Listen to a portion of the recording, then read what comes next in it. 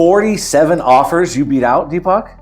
Yes. That's incredible. Now, you told me about 19. You've even told me about 32 that you've beaten. I did not think 47 offers you beat. Walk us through you beating 47 other offers in today's market. Okay. So frankly speaking, Eric, even I didn't think I'll ever be able to better my record of beating 32 offers. But I think I'm lucky that I had my buyers' full support and trust. And I have an incredible team that works in the background. Now, this particular property, it was listed very much lower than the market comps for that property. And I can understand for obvious reasons because this was a probate sale. So anytime a property is listed much lower than its fair market value, more so if it's a single family in a desirable neighborhood with good schools, it's going to get a lot of attention and as a result, multiple offers. But I don't go by listing price at all. We prepare our buyers for the fair market value and we do a comparative market analysis. We look at the condition of the house, we look at its location as well as hyperlocation, we look at the neighborhood and we look at where the market is going. Because based on the recent sales, let's say a similar home sold in the market 3 months back.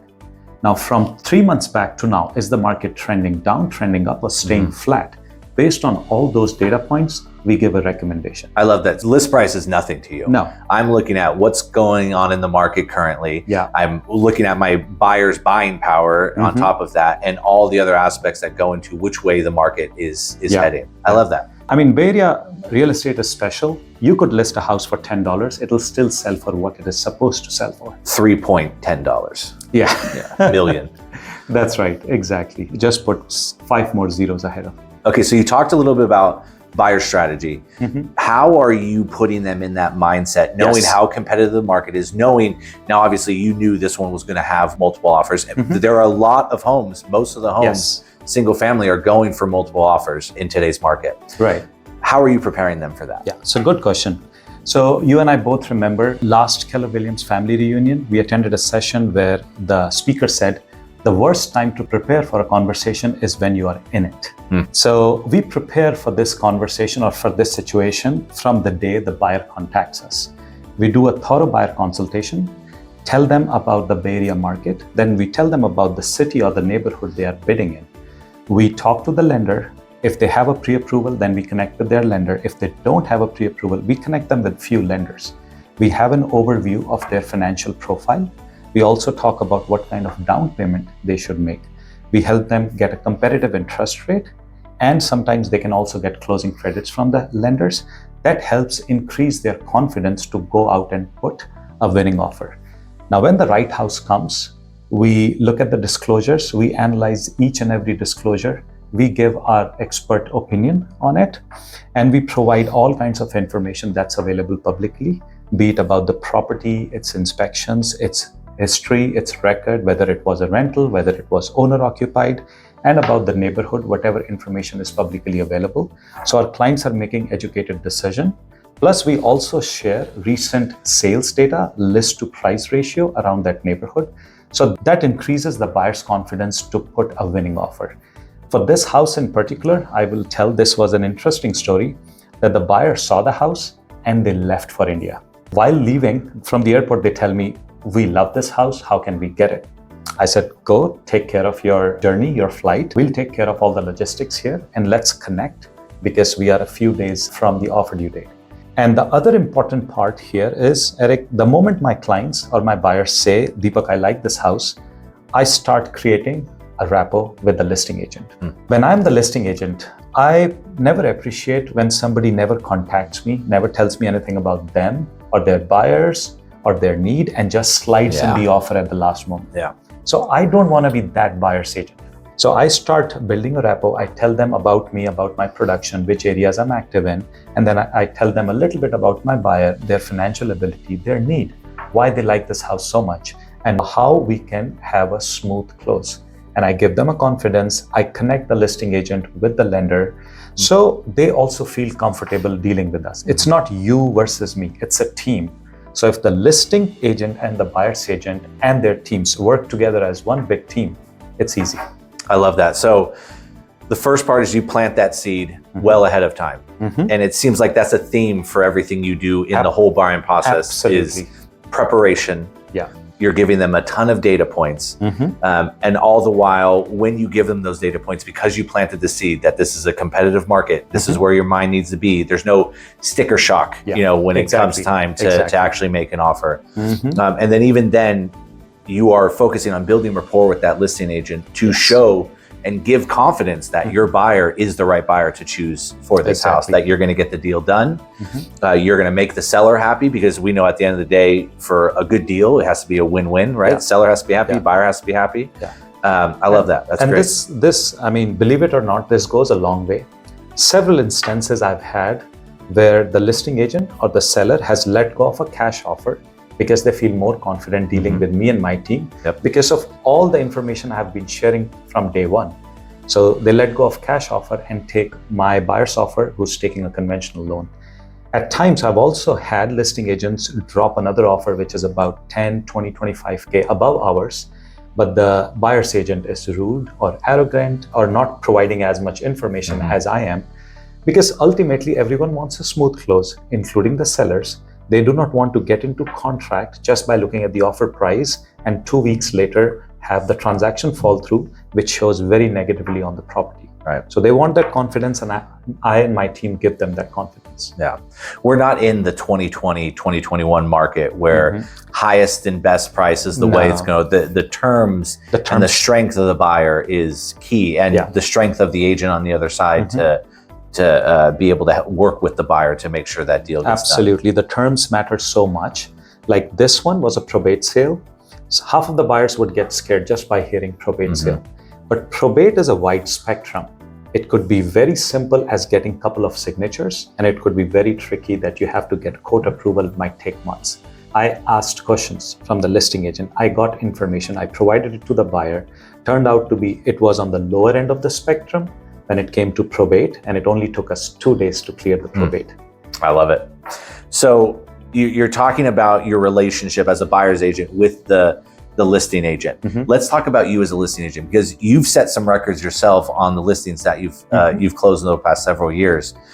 So walk us through that from now the listing agent perspective. They're not always going to have multiple offers, right? But sometimes we see data from 3 months ago and we get very excited. Oh my gosh, this is maybe amazing. So how are you preparing your sellers, and what is the strategy you have into pricing it appropriately and making sure you're getting the best for your sellers? Okay. So one thing I've realized in this business is buyer's agent versus listing agent are two very different skill sets, right? So now when I'm working as a listing agent, I have to keep my seller's interest at the top. I meet the seller, do my listing presentation, but at the same time, I do a thorough walkthrough of the house. I go around the neighborhood. I talk to the neighbors. It's the best way of finding like the top 5 or the top 7 highlights of the neighborhood of that locality. If you just talk to maybe 2 or 3 neighbors, because people take pride in where they live, right? There will also be people who will help you find out things which are not optimal. And it's always good to disclose that to the potential buyers so they're making an informed decision.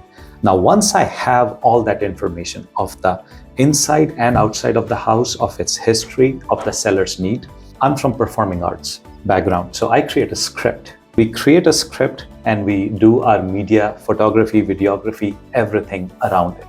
And believe it or not, that strikes a chord with the right end buyer, right? So if you see my videos, there is no cookie cutter process. Okay, we're gonna capture these areas, we're gonna say this, or we're not gonna say anything. It's just gonna be music in the background and we list it. There's a theme, there's a story that connects with people. Then I also have theme during my open houses. I love kids and I like to do something for kids. I always do something on one of my highlight open houses, be it the Twilight open house or like a Saturday afternoon for kids. Sometimes I do an ice cream truck, sometimes a churro truck, sometimes I put a donut wall. That brings a lot of kids. With kids come parents, and there is a good crowd. There is good energy in the open house. How that helps is that helps drive further traffic. Like people bring people, right? Neighbors always know somebody who would want to live in their neighborhood. So they spread the word. We do flyer drops. We hand deliver flyers to about 400 to 500 homes around the listing. We also do mailers. We also do email blasts. We also send text campaign to 1,000 DNC compliant cell phones around that listing. Yes. We also put it in the neighborhood WhatsApp groups. I think what I love the most about what you're saying, you're bringing the community in front of your open house to honestly highlight what it would be like living there. Yes. These are the people that are in your neighborhood. Here they are enjoying ice cream. Yeah. But you're then putting that buyer even more so in the shoes of someone who lives there. Often here, like every open house, there'll be a family that comes and says, my kid was asking me when is Deepak Uncle's next open house. So I want people to look at it as fun, not salesy. I don't know sales. I was a back-end engineer for 17 years, but I like to connect with people, and I think that comes naturally to me. How it helps the seller is, let's say you are a buyer and you come to an open house and you're there for 15 minutes and you see no one else or maybe one group. You like that house and you have a range in mind. If you only see one group or no groups, you're going to go back and you'd probably write an offer at the lower end of that range or maybe even below that. But when you come to the open house and you see 10 groups there, it plays on your mind. Absolutely. You're going to go back and you're going to go to the higher end of your range or even further up. So that helps my sellers. It helps my sellers two ways: bring multiple offers and bring the best out of every single buyer. I love that. And I really like what you said in the beginning about the amount of research you do in addition to just how the house looks, the specs, the comps that have sold, or even just the seller story.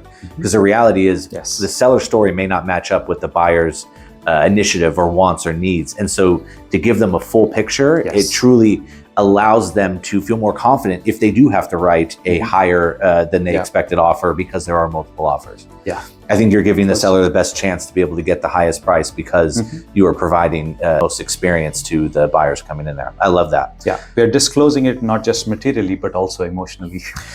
I mentioned that we're not in the 2020 and 2021 market anymore. And 24 looked very similar to 25. And 2026 has been fun to start the year. February was very, very hot. Yeah. So give us your insight on where you see the market currently and some of the nuances that it's bringing. Yeah, so I've been in business for about 4 years. I started in a slow market. 2026 is definitely off to a strong start. We see more listings, not a lot more, but definitely more listings than what I have seen month over month in the last 2 years. We're definitely seeing higher buyer confidence. There are more buyers in the market. They are willing to go more. Also because the interest rates are now kind of lower on the lower end of what they were in the last 3 years. Yeah. And the prediction is for the interest rates to lower further, maybe at least a couple of times in the year. Stocks are pretty much at record highs right now. So the general buyer sentiment is, let's liquidate our stocks, invest in real estate. So I'm seeing the market is pretty hot, especially when it comes to single families in most of the desirable cities in South Bay as well as East Bay. Townhouse market is staying balanced. Condo market, depending on where it is and what kind of configuration is in the condo, could be cooler or could be balanced. But the single family market is absolutely on fire. We are seeing record highs in multiple cities. My buyers having a little bit of tough time, but usually my buyers get into contract anywhere between 2 to 6 weeks once they are mentally ready to put winning offers, and the sellers are happy. We are doing good work for our sellers, and they are either getting their wish price or something a little over. Happy buyers and happy sellers. There's not much more you can ask for. Not much more you can ask for. So if only the interest rates could be a little lower. Well, we can only wish and hope. Yeah. That being said, in everything going on in today's world, what would be some advice you would give to buyers and sellers who are thinking about selling in a year, 2 months, 3 months, whatever it may be? What's advice you would give them today? Yeah. So the buyers, I think we already touched upon that. If you are looking to liquidate your stocks and get the down payment, right now might be a good time, because if you see the last month or so, the stocks have been wobbly. So it's a good time. Interest rate is pretty affordable right now, and the home prices are not shooting through the roof as it was during 2020 and 2021 when the interest rates were very low. For the sellers, I would say we have a couple of external factors right now that might affect the economy in the short term. We are in spring right now, and then summer, which are considered to be the two of the best seasons to list. So if you are thinking of putting your house on market, while the overall market condition stays in your favor, might be a good time to consider listing and putting your house on market ASAP. That is fantastic advice. And again, congratulations. Thank you so on much. beating out 47 other offers. That is a truly historic thing I've never heard in my 16-year God career. has been kind. Yeah, and congratulations to any buyer and seller that chooses to work with you. Thank you so much. And thank you for your time, Eric. Yeah.